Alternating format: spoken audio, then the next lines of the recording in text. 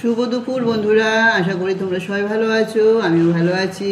আজকে তোমাদের কাছে আমি এলাম। আজকে দেখো চারিদিকে বৃষ্টি হচ্ছে, ভীষণ ভালো লাগছে। কিন্তু তার মধ্যে সকাল থেকে যে কারেন্ট ছিল না, সেই মানে 6টা 5:30 6টা থেকে কারেন্ট ছিল না, এই খানিকক্ষণ আগে এলো।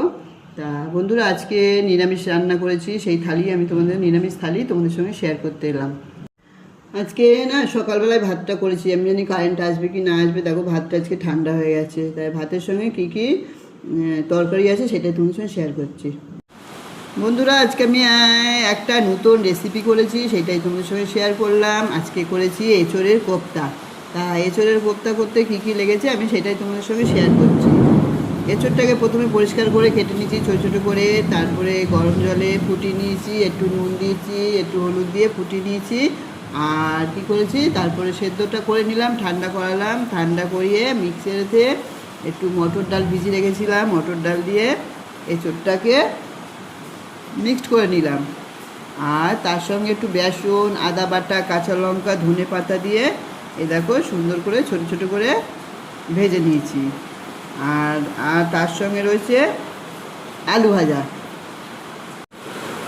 আর একটু লাউ শাক করেছি আলু দিয়ে, 5 ফোড়ন দিয়েছি, দিয়ে লাউ শাক চচ্চড়ি। বন্ধুরা, তোমরা যদি এঁচোড়ের কোপ্তা মানে আমিষও খেতে চাও, একটু চিংড়ি মাছও দিতে পারো, একটু আদা বাটা দিতে পারো। আর আদা বাটা তো নিরামিষও লাগে। একটু রসুন বাটা, একটু পেঁয়াজ কুচি দিয়ে ভালো করে ছোটো ছোটো করে ভেজে নিও। তা আমি এঁচোড়ের কোপ্তা দিয়ে এই দেখো এঁচোড় দিয়ে আলু দিয়ে তরকারি করে নিয়েছি। একটু ঘি গরম মশলা দিয়েছি, নিরামিষ তো একটু ঘি গরম মশলা না দিলে ভালো লাগে না। আর শেষ পাতে রয়েছে আম, পাকা। বন্ধুরা, বাইরে ভীষণ বৃষ্টি হচ্ছে, আমার ভীষণ ভালো লাগছে।